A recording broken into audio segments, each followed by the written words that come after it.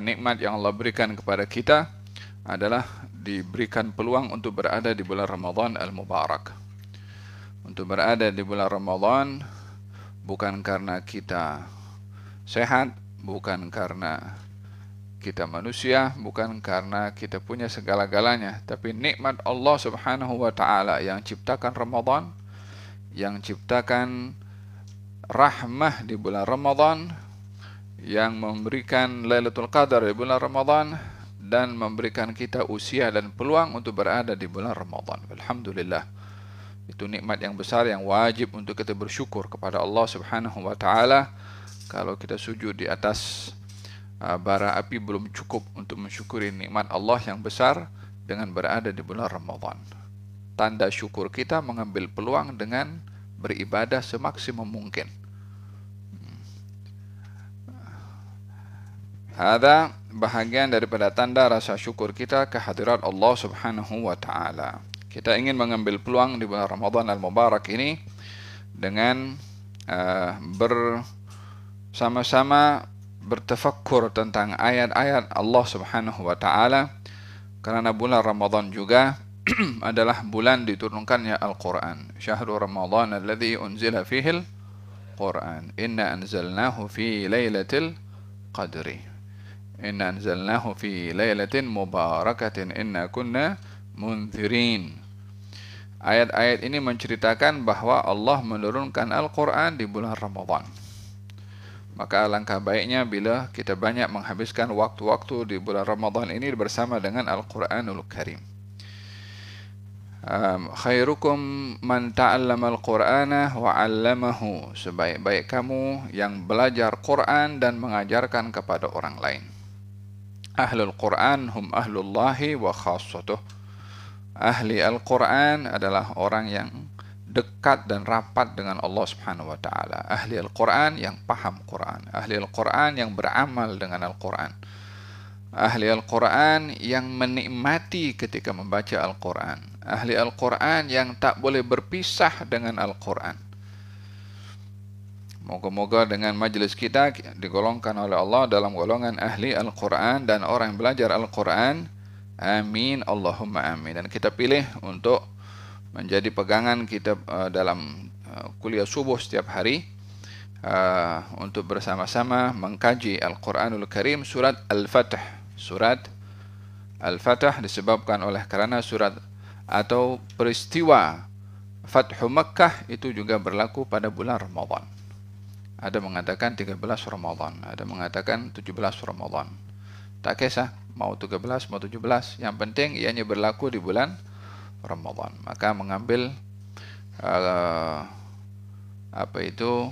selarinya bulan Ramadan dan kita bahas surat Al-Fatih, ada kaitan antara keduanya karena peristiwa Fathu Makkah juga berlaku di bulan Ramadan Al-Mubarak.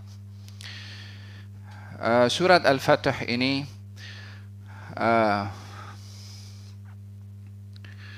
diturunkan oleh Allah Subhanahu wa taala di kota atau setelah dalam peristiwa Sulhul Hudaybiyah pada tahun ke-6 dari hijrahnya Rasulullah sallallahu alaihi wa alihi wasallam. Dengan demikian surat ini dinamakan surat Madaniyah. Surat Madaniyah. Apa itu surat Madaniyah? Surat yang diturunkan oleh Allah selepas Nabi berhijrah. Selepas Nabi berhijrah. Jadi dalam Quran ini ada surat namanya Makkiyah, ada surat Madaniyah. Apa surat Makkiyah? Surat Makkiyah adalah surat yang diturunkan oleh Allah sebelum Nabi berhijrah. Bukan karena di Mekah, bukan. Hatta di tempat lain. Selagi turunnya ayat itu atau surat itu sebelum Nabi berhijrah, namanya surat Makkiyah. Adapun surat Madaniyah adalah surat yang diturunkan oleh Allah kepada Nabi Muhammad setelah Nabi berhijrah. Maka dinamakan surat Madaniyah walaupun turunnya bukan di Madinah.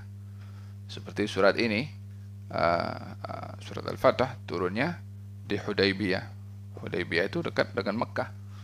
Tapi dinamakan surat Madaniyah. Apa sebabnya? Karena turunnya setelah peristiwa hijrah Nabi Muhammad SAW.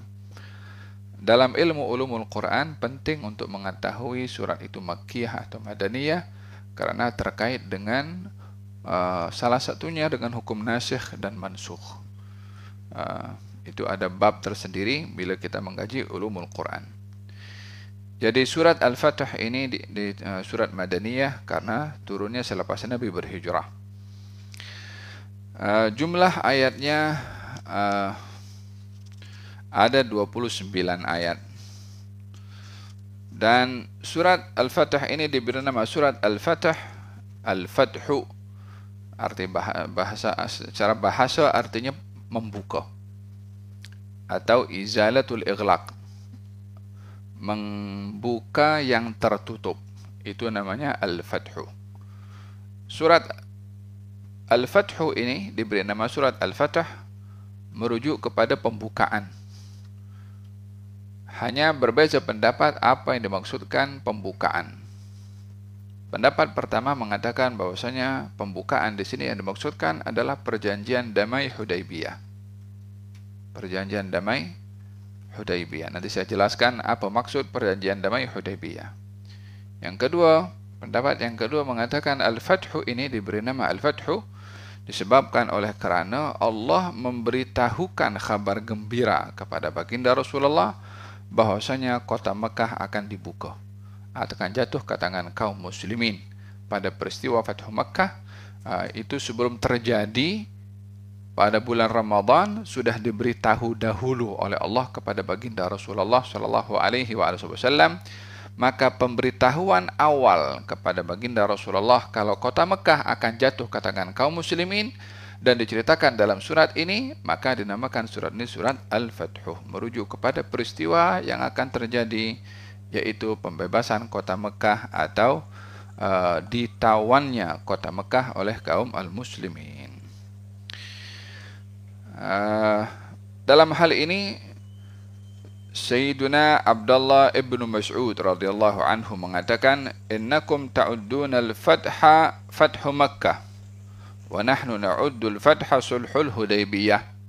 Kamu menyangka bahwa surat Al-Fathu ini kamu fahami adalah Fathu Makkah. Kami meyakini Al-Fathu itu bukan Fathu Makkah tetapi sulhul Hudaybiyah. Jadi ayat ini turun kepada baginda Rasulullah sallallahu alaihi wasallam disebabkan Sayyidina Umar bertanya berkali-kali kepada Rasulullah ketika berlaku perjanjian damai Hudaybiyah. Apa perjanjian damai Hudaybiyah? Baginda Rasulullah sallallahu alaihi wasallam, jadi tidaklah mudah orang Mekah pergi ke Madinah, seperti mana juga orang Madinah tidak mudah pergi ke Mekah. Maka ketika itu baginda Rasulullah ada bermimpi, dan mimpi Nabi adalah wahyu. Mimpi Nabi itu perkara yang benar. Beliau bermimpi kalau masuk ke kota Mekah dalam keadaan mencukur rambut atau memendekkan rambutnya, bermakna tahallul. Hal ini dikisahkan oleh Allah Subhanahu wa taala dalam Al-Qur'an, laqad sadaqallahu rasulahu ar-ru'ya بالحق لا تدخلن المسجد الحرام إن شاء الله آمنين محلقين رؤوسكم ومقصرين لا تخافون. Ayat ini memberitahukan kalau Nabi bermimpi dan mimpi itu datang daripada Allah bahwa kamu akan masuk ke Masjid Al-Haram dalam keadaan mencukur atau memendekkan rambut dalam keadaan kamu tidak takut dan dalam keadaan aman. Berdasarkan dengan mimpi itu, maka Nabi mempersiapkan diri untuk pergi ke umrah. Karena mimpi wahyu, dan ini satu isyarat. Di dalam kita memahami arti mimpi adalah berbeza antara mimpinya Nabi dengan mimpi selain Nabi. Bagi para Nabi, mimpi itu wahyu. Mimpi itu wahyu. Dan kalau wahyu itu pasti benar. Salah satu cara penerimaan wahyu bagi Nabi itu melalui mimpi. Seperti mimpi Nabi Ibrahim alaihissalam. Adapun mimpi pada selain Nabi itu dikatakan cabangnya wahyu. Mimpi bagi selain Nabi, kalau mimpi itu baik, maka dikatakan cabangnya wahyu. Fil hadis, baginda bersabda, sesungguhnya wahyu ini memiliki lebih daripada 40 cabang. Ini kalau wahyu ini akan dibagikan, katanya ada lebih daripada 40.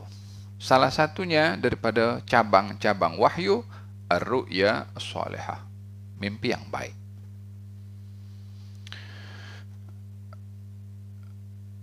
Bagi selain para nabi, mimpi yang baik itu cabang wahyu. Di samping mimpi yang baik, ada mimpi yang tidak baik. Itu bukan cabang wahyu, tapi itu daripada syaitan.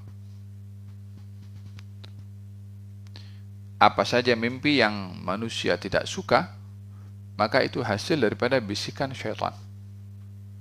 Dengan demikian, syaitan itu pun juga mengganggu kepada manusia pada tidurnya.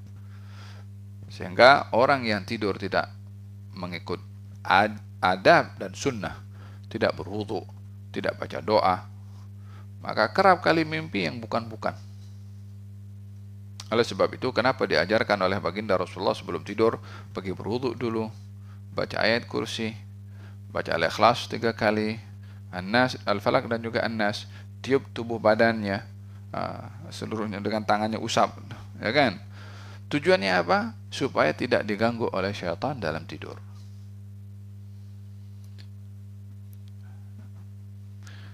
Dan yang ketiga mimpi namanya mimpi hadithun nafs. Apa yang menjadi pikiran orang sebelum tidur biasanya di bawah mimpi. Jadi dengan demikian mimpi ini ada 3. Mimpi yang baik itu cabang wahyu, mimpi yang tidak baik itu dari syaitan, dan mimpi yang menjadi buah pikiran seseorang sebelum tidur. Itu mimpi yang tak ada kaitan langsung dengan kebaikan atau keburukan. Seperti orang sebelum tidur dia pikirkan tentang exam. Macam mana esok exam ni apa ya? Kemudian dia tidur mimpi dia masuk dalam dewan exam. Apa pasal dia mimpi exam? Pasal sebelum tidur yang dipikirkan exam. Atau orang mimpi interview.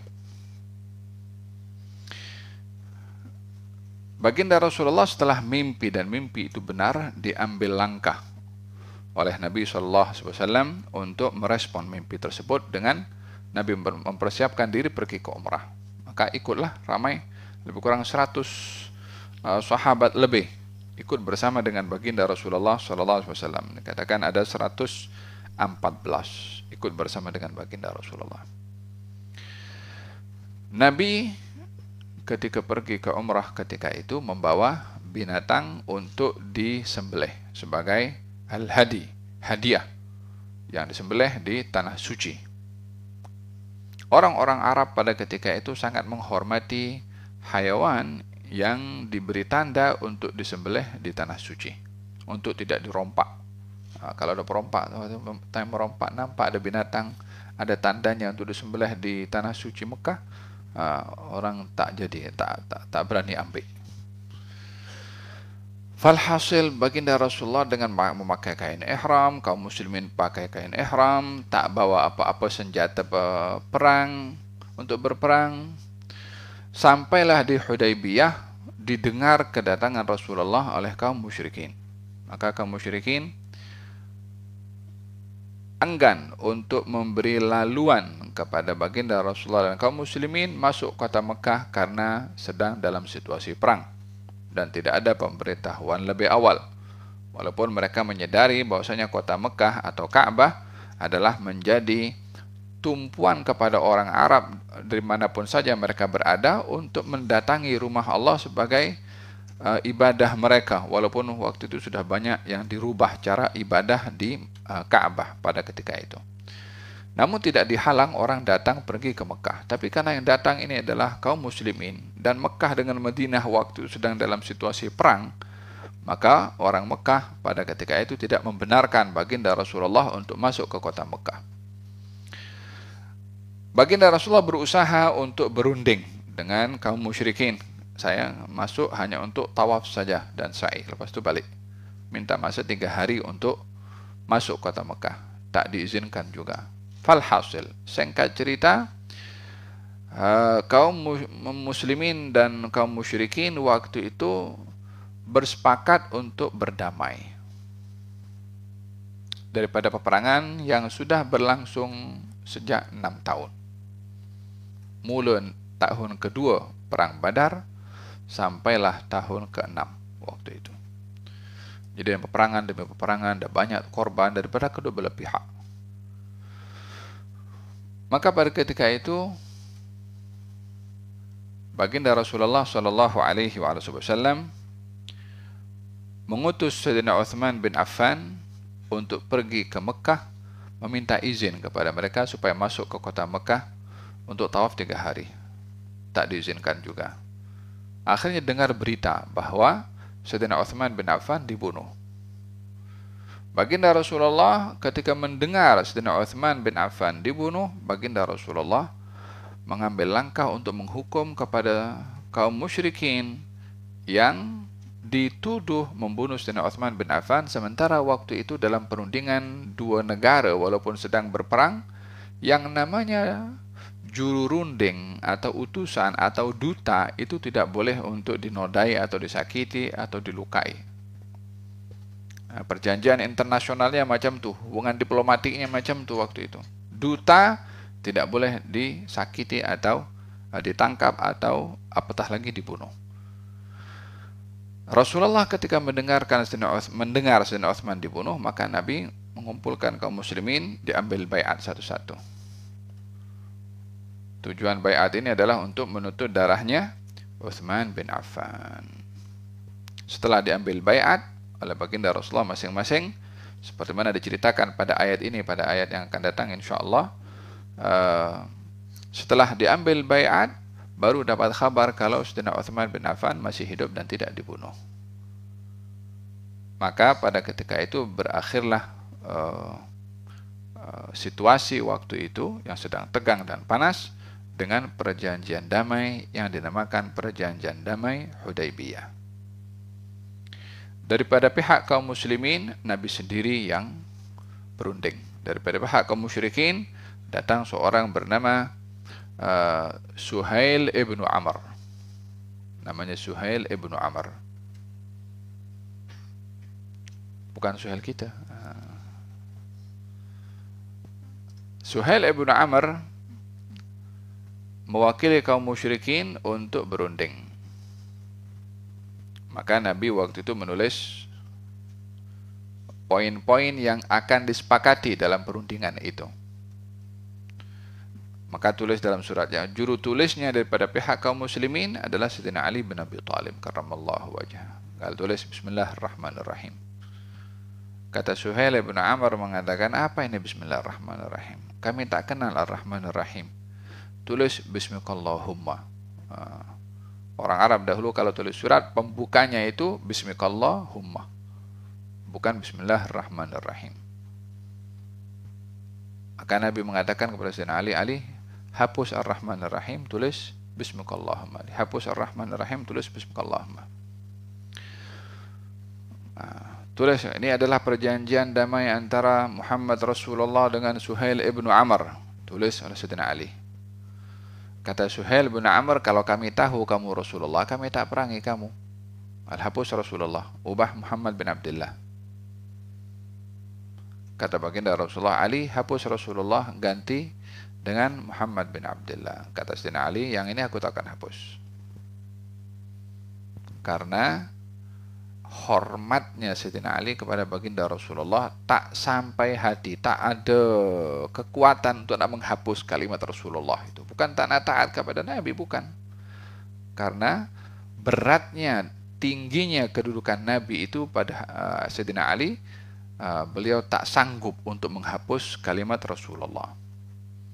Maka Nabi mengatakan kepada Sayyidina Ali, mana tempatnya Rasulullah? Kalimat tulisan Rasulullah itu Nabi ambil air dan dihapuslah kalimat Rasulullah itu dengan tangan baginda sendiri dan diubah, ditulis oleh Sayyidina Ali Muhammad bin Abdullah.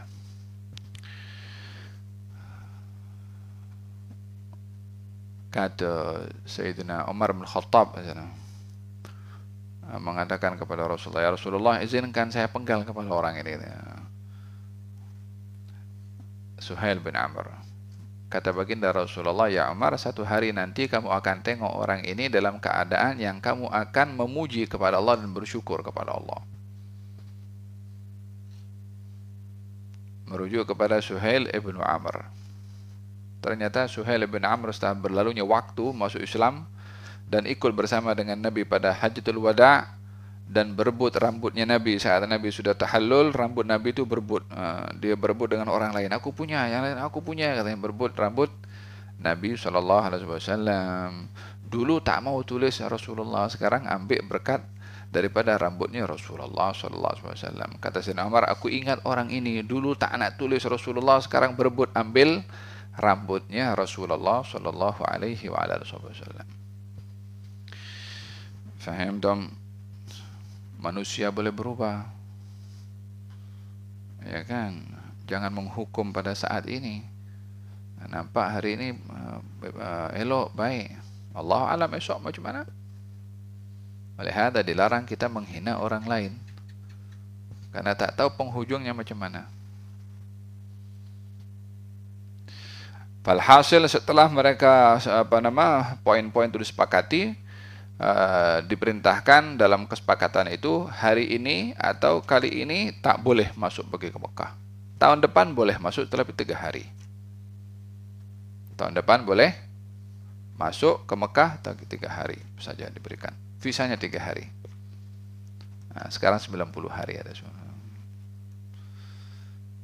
Faham dong? Kalau masa itu Nabi diberi masa hanya 3 hari, tapi bukan tahun itu, dia kena tunggu tahun depan. Mana Nabi sudah sampai dah pergi ke dekat Hudaybiyah, tinggal sikit lagi masuk.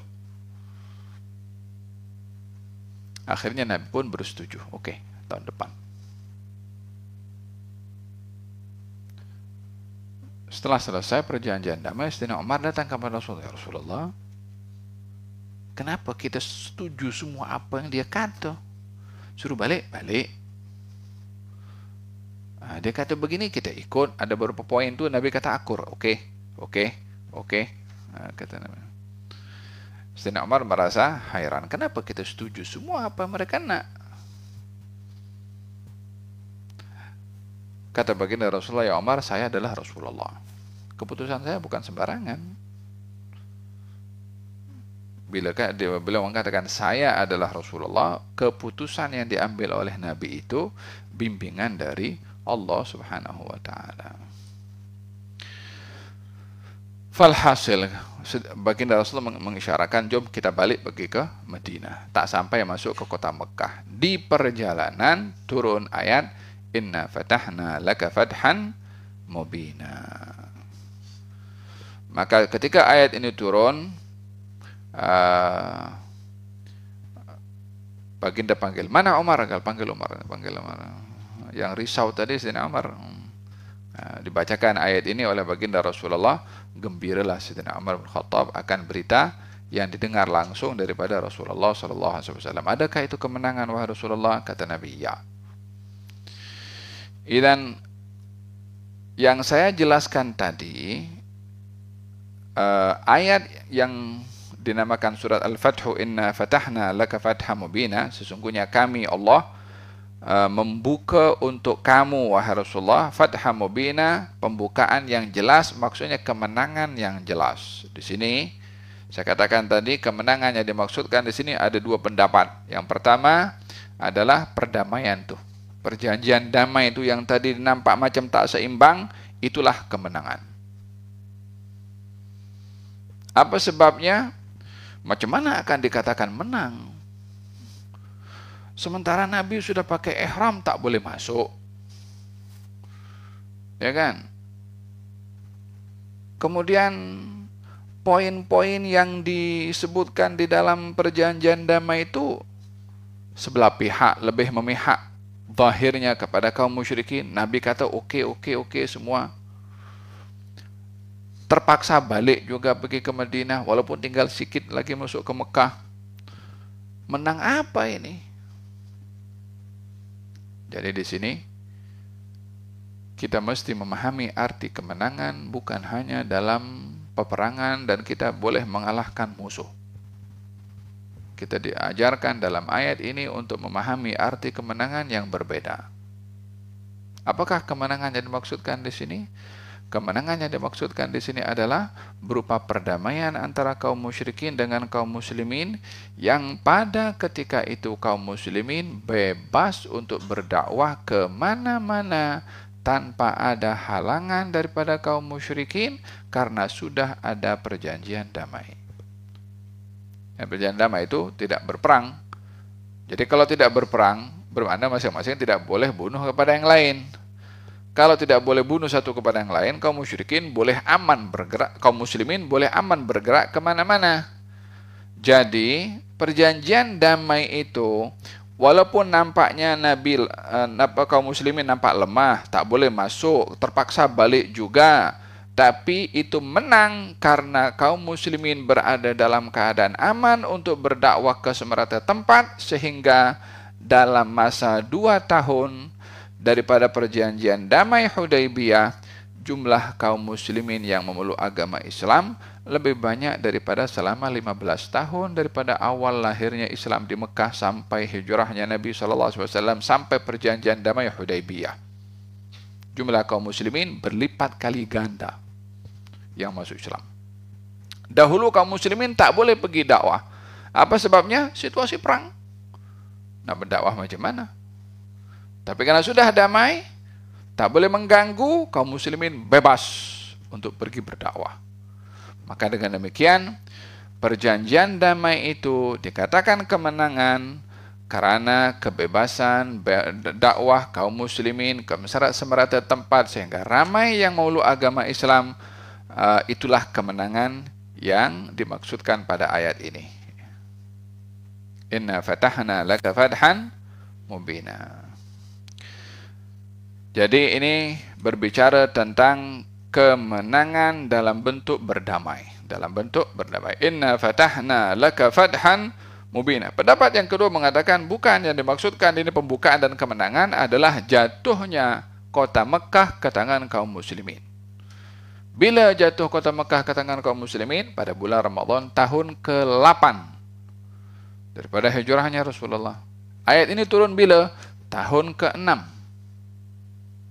Berarti ayat ini turun dulu memberitahukan kalau kota Mekah akan jatuh ke tangan kaum muslimin. Pada tahun ke-6 turunnya ayat ini, peristiwa terjadinya kota Mekah jatuh ke tangan kaum muslimin pada tahun ke-8, yaitu 2 tahun setelah turunnya ayat ini.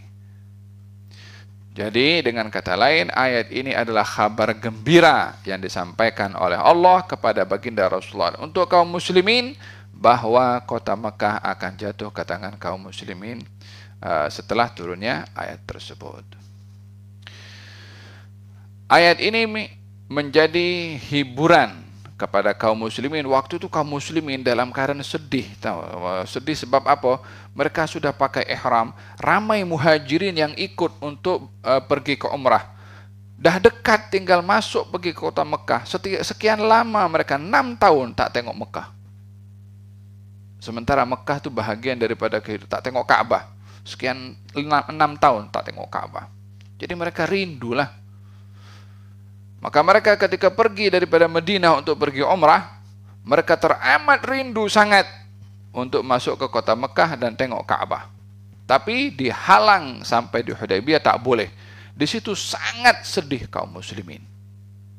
Bahkan sebagian daripada mereka tak percaya. Betul ke kita tak boleh masuk ini? Betul ke kita kena kembali ke kota Madinah, katanya. Sampai sebagian daripada mereka ketika Nabi memberikan arahan, semua cukur rambut dan kita balik ke Madinah. Nabi bagi arahan seperti itu. Tak seorang pun yang buat. Pasal tak percaya arahan daripada Nabi itu kena balik. Bukan tak percaya kepada Nabi, yakni tak percaya dengan situasi yang sudah dekat nak masuk pergi ke Mekah untuk tengok Ka'bah, ternyata tak boleh juga. Terduduk mereka. Sedih mereka. Saat mereka sedih, turun ayat ini menghibur mereka. Satu hari kamu bukan hanya tengok kepada Ka'bah, bukan hanya diberi 3 hari, tapi itu Mekah dan Ka'bah sekali kamu yang akan urus. Kamu yang akan kawal.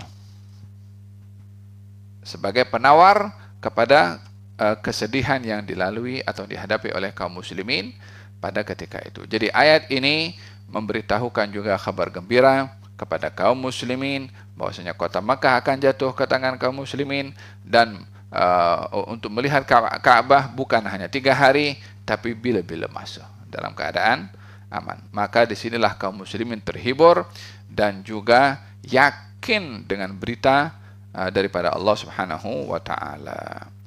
Inna fatahna laka fathan mubina. Sesungguhnya kami, wahai Rasulullah Muhammad, akan memberi kepada kamu, untuk kamu, kemenangan yang jelas, yaitu kemenangan dalam berdakwah, kemenangan di dalam menawan kota Mekah, kemenangan di dalam menguasai Ka'bah, dan seterusnya. Itu maksud daripada inna fatahna laka fathan mubina. Kalimat yang menarik di sini adalah laka, laka untukmu. Aku buka kerana kamu. Ya, ini perhatian ya Allah kepada baginda Rasulullah SAW. Yani aku bagi kemenangan karena engkau.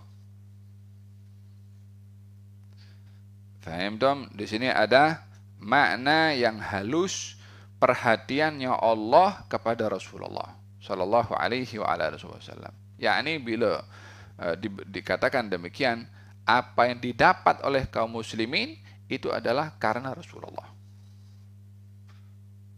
Diberitahukan oleh Allah kemenangan dan jatuhnya kota Mekah ke tangan kaum muslimin karena Nabi. Hai muslimin, jangan lupa kepada Nabi.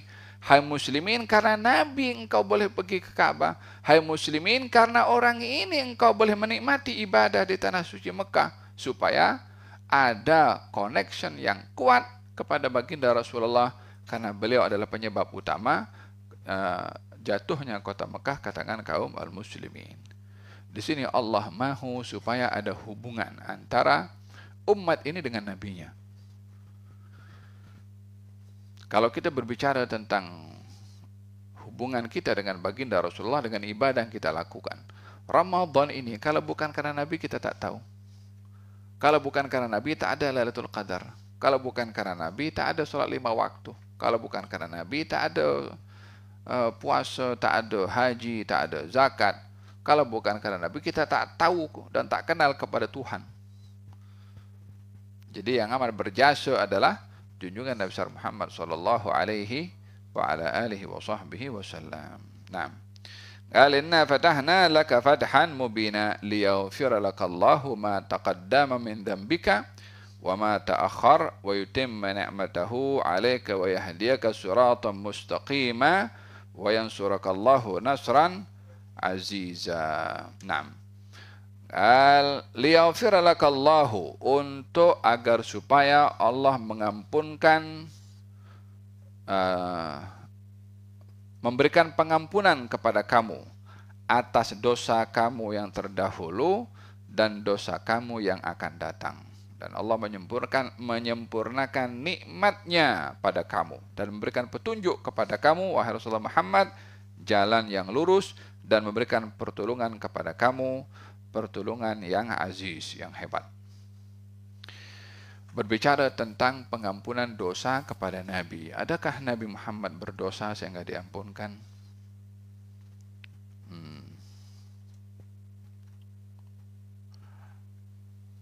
Para anbiya ini,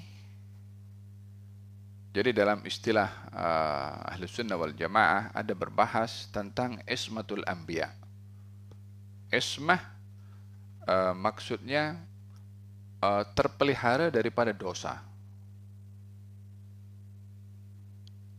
Ismatul anbiya maknanya Nabi itu terpelihara daripada dosa. Seluruh para anbiya. Kalau selain daripada Nabi, ada tak yang terpelihara daripada dosa? Selain daripada Nabi, namanya mahfuz.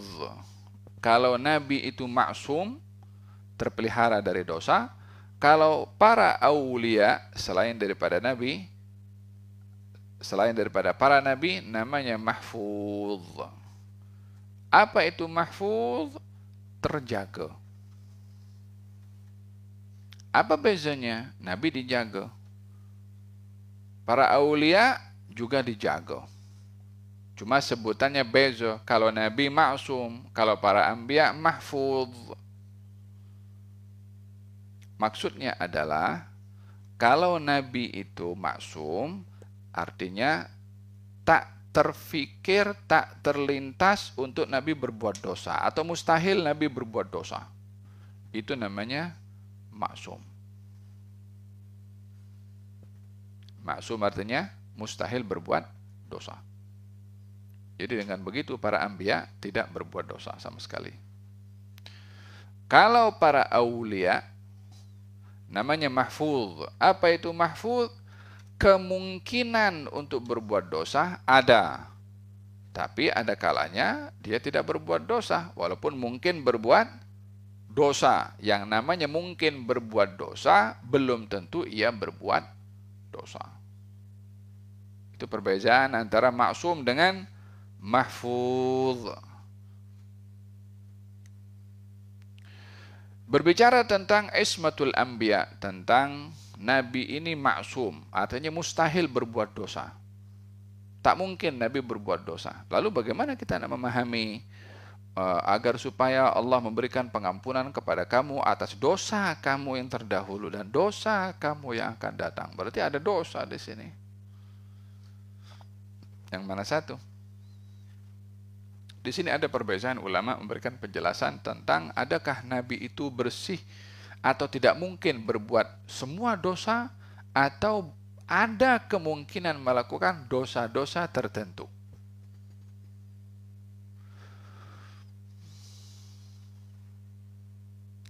Yang pertama berbahas tentang maksum tadi, ismah. Nabi itu dijaga dari berbuat dosa.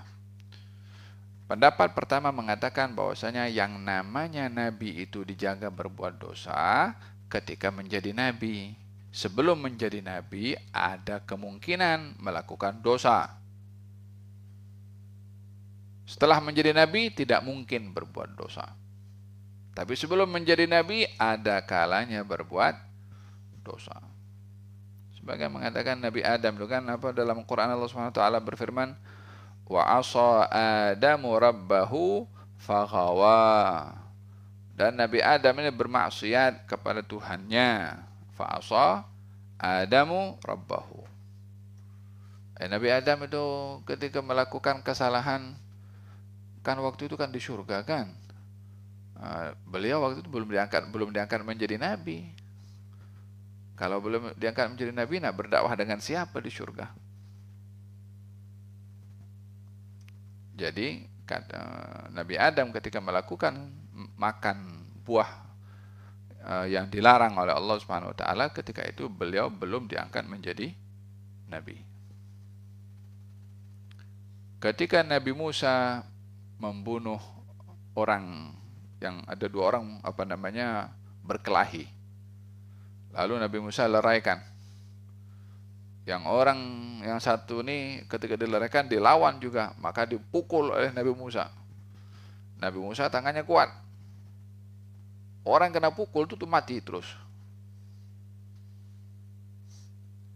Di sini perbuatan itu berlaku, satu, Nabi Musa tidak sengaja, bukan Nabi Musa nak bunuh. Satu, tidak sengaja, dan waktu itu belum lagi diangkat menjadi nabi. Jadi ulama mengatakan bahwasanya ada kalanya, pendapat yang pertama, sebelum diangkat menjadi nabi, ada kalanya orang itu boleh melakukan satu kesilapan. Tapi setelah diangkat menjadi nabi, mustahil melakukan silap. Pendapat yang kedua mengatakan tidak, hatta sebelum diangkat menjadi nabi pun tidak mungkin berbuat silap, atau tidak boleh berbuat silap. Yang ada ketidaksengajaan yang terjadi.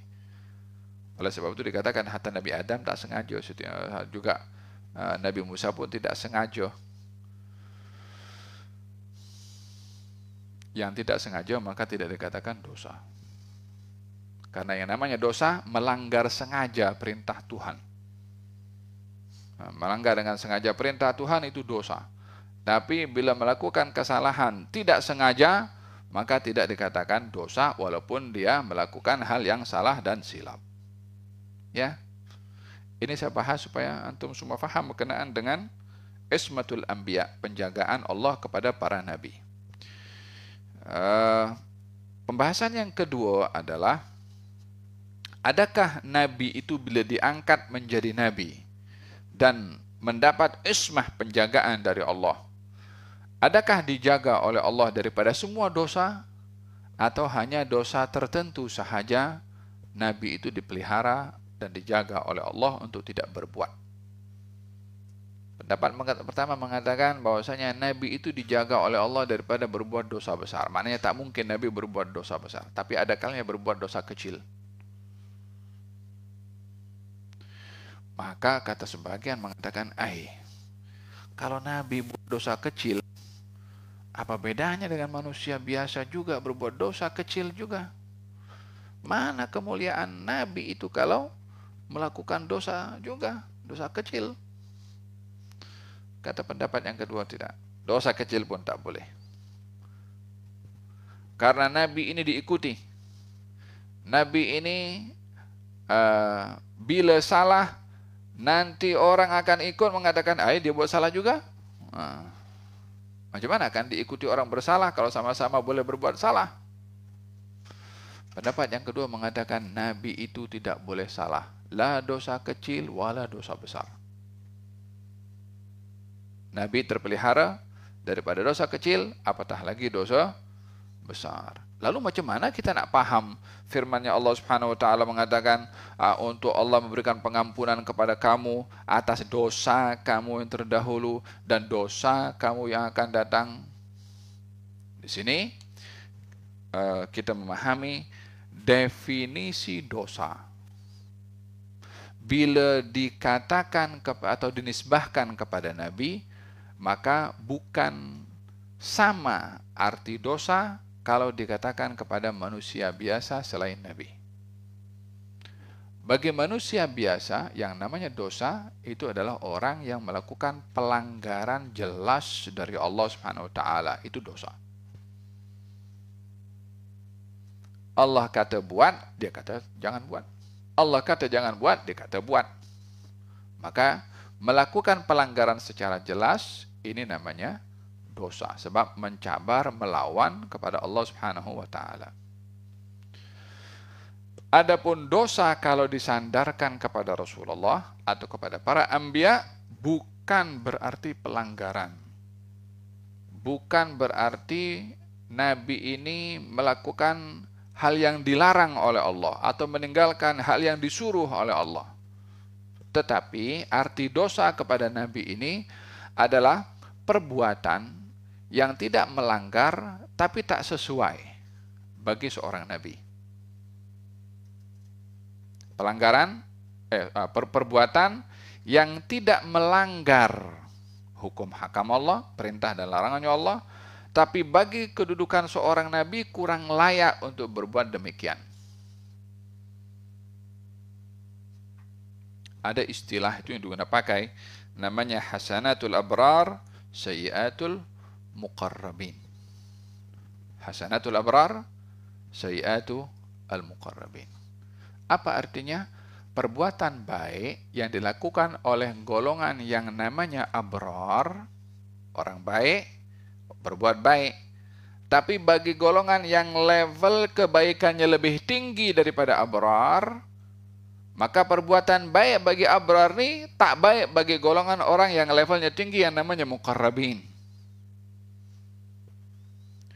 Contoh. Ustaz, dia mengajar agama, dia hafal Quran, dan dia diikuti ramai, dia masyhur, orang semua tahu. Dia tidak menjaga sholat rawatib qabliyah dan ba'diyah. Apa hukum sholat rawatib? Sunnah. Kalau sunnah itu ditinggalkan, dosa atau tidak? Tidak dosa. Jadi kalau orang meninggalkan sunnah, dia tidak berdosa. Tapi kalau tinggalkan yang sunnah itu ustadz, maka orang lain, ustadz itu tak jaga sholat sunnah, kan begitu. Pasal apa? Pasal levelnya ustadz, levelnya tok guru, levelnya syekh. Jadi ketika melakukan sesuatu yang bagi orang lain itu boleh-boleh saja, tapi bagi level syekh, guru, tak sesuai. Maka dalam hal ini, perbuatan orang biasa yang tak buat sholat sunnah itu akan dianggap satu perbuatan salah kalau yang tak buat itu untuk guru. Padahal yang berlaku bukan pelanggaran. Lebih kurang seperti itu kedudukan para anbiya dengan selain para anbiya. Contohnya, dalam Al-Quranul Karim Allah Subhanahu wa taala berfirman menegur kepada baginda Rasulullah sallallahu alaihi wasallam. Ya ayuhan nabi, lima tuharrimu ma ahallallahu laka tabtaghi mardata azwajik. Wahai seorang nabi, kenapa kamu mencegah diri kamu daripada makan makanan yang dihalalkan oleh Allah hanya untuk memuaskan keinginan istri-istri kamu? Jadi Nabi waktu itu menghalang dirinya untuk makan atau minum madu. Disebabkan oleh karena satu hari Nabi ini minum madu atau makanan tertentu, lalu datang ke rumah salah seorang istrinya. Istri mengatakan, bau mulut kamu tak sedap lah, katanya. Dua orang istri Nabi mengatakan, bau mulut kamu tak sedap. Padahal tak ada apa-apa saja istrinya itu bikin hal sedikit. Maka Nabi mengatakan, mulai hari ini aku tak akan makan lagi makanan itu, yakni madu itu. Maksudnya di sini Nabi bukan mengharamkan yang halal. Tidak, hanya berazam untuk tidak makan makanan. Mau makan tak makan kan hukumnya harus. Nak makan madu silahkan, tak nak makan madu pun silahkan. Nabi memilih untuk tidak makan madu atau minum madu. Tapi karena perbuatan itu semata-mata untuk memuaskan istrinya, hal itu tak sepatutnya dilakukan oleh Nabi dengan menghalang diri menikmati apa yang dihalalkan oleh Allah Subhanahu wa taala kepadanya. Maka dalam hal ini perbuatan ini bagi orang biasa oke jo.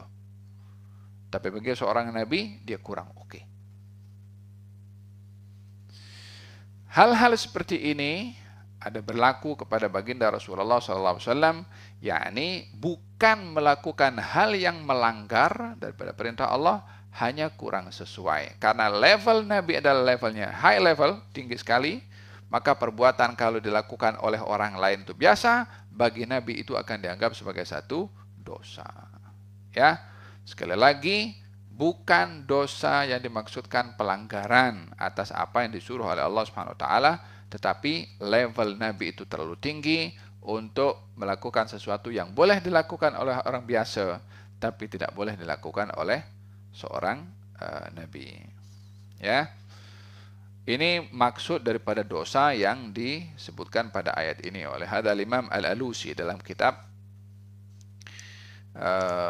Tafsir Ruhul Ma'ani. Ada beberapa menafsirkan tentang arti dosa atau pengampunan dosa kepada baginda Rasulullah SAW. Katanya Nabi melakukan perbuatan khilaful aula. Apa khilaful aula? Khilaful aula ini sesuatu yang kurang layak. Tapi bukan haram, bukan melanggar, kurang layak. Maka itu bagi Nabi dikatakan dosa. Ya. Pendapat yang kedua katanya bukan. Ini adalah merujuk kepada apa saja dosa yang dilakukan oleh Nabi itu tidak dikatakan dosa. Adamul muakhadah. Yang ketiga mengatakan bahwasanya makna dosa bagi Nabi beda dengan makna dosa pada selain Nabi. Makna dosa pada selain Nabi pelanggaran. Makna dosa pada Nabi bukan pelanggaran. Hal-hal yang kurang layak sebagaimana tadi dijelaskan, ya. Jadi liyaghfir lakallahu ma taqaddama min dzambika ma ta'akhkhar, maksudnya untuk Allah Subhanahu wa taala memberikan pengampunan kepada engkau wahai Rasulullah Muhammad ke atas hal-hal yang kurang layak dilakukan oleh engkau yang terdahulu dan yang akan datang. Dan pengampunan ini maksudnya dan Allah akan mengangkat engkau dengan perbuatan yang kurang layak engkau lakukan, akan dihapus oleh Allah, akan dibenarkan oleh Allah dengan diangkat derajat Nabi Muhammad SAW. Ayat ini memberitahukan semakin tinggi derajat Nabi SAW diangkat oleh Allah ketika beliau ketika terjadi perbuatan-perbuatan yang kurang layak berlaku, justru diampunkan dan diangkat derajat oleh Allah Subhanahu wa taala. Wa yutimmu ni'matahu 'alaika wa yahdiyaka siratan mustaqima wa yansurakallahu nasran aziza. Wallahu taala alam. Kita akan sambung pada ayat yang keempat insyaallah, pada pada ayat yang 6, ayat yang keempat. Tadi disebutkan masalah dosa, saya jelaskan panjang lebar, dan menyempurnakan nikmat Allah kepada Nabi SAW, maksudnya dalam dunia dan juga akhirat. Maksudnya adalah nikmat kejayaan Islam yang dibawa oleh Rasulullah, dan Allah memberikan petunjuk kepada baginda Rasulullah bahwa apa yang dibawa oleh Rasulullah hakikatnya adalah petunjuk dari Allah Subhanahu wa taala, supaya kaum muslimin melihat apa saja yang dibawa oleh Rasulullah dan disampaikan datangnya dari Allah Subhanahu wa taala, sehingga tak ada orang berpikir ini perbuatan Nabi, ini dasarnya daripada Nabi seorang, ini daripada pikiran Nabi, oh ini daripada perasaannya Nabi. Ini datang daripada Allah Subhanahu wa taala, sehingga perbuatannya adalah petunjuk bagi semua umat manusia. Wa yansurakallahu nasran aziza, dan Allah akan memberikan pertolongan kepada engkau wahai Rasulullah Muhammad dengan pertolongan yang aziz. Wallahu ta'ala alam bisawab. Kita akan sambung pada pertemuan yang akan datang pada ayat yang keempat insyaallah. Mudah-mudahan ayat-ayat ini memberikan pencerahan kepada kita untuk kita dapat menghayati maksud dan firman daripada firman Allah, dan mudah-mudahan Allah berikan cahaya dalam hati kita, dalam minda kita, sehingga tersinari dengan kebenaran melalui Al-Quranul Karim. Dan moga-moga Allah Subhanahu wa taala tanamkan kecintaan dan pengagungan kita kepada junjungan Nabi Muhammad SAW, seperti mana Allah menyanjung beliau, mengagungkan beliau, memuliakan kepada beliau. Dan moga-moga Allah Subhanahu wa taala jadikan kita golongan orang-orang yang mengikuti dan meneladani beliau untuk dekat dengannya di dunia dan juga di akhirat. Amin Allahumma amin. Wassallallahu ala sayyidina Muhammadin wa ala alihi wasallam. Walhamdulillahi rabbil alamin. Bisirril Fatihah.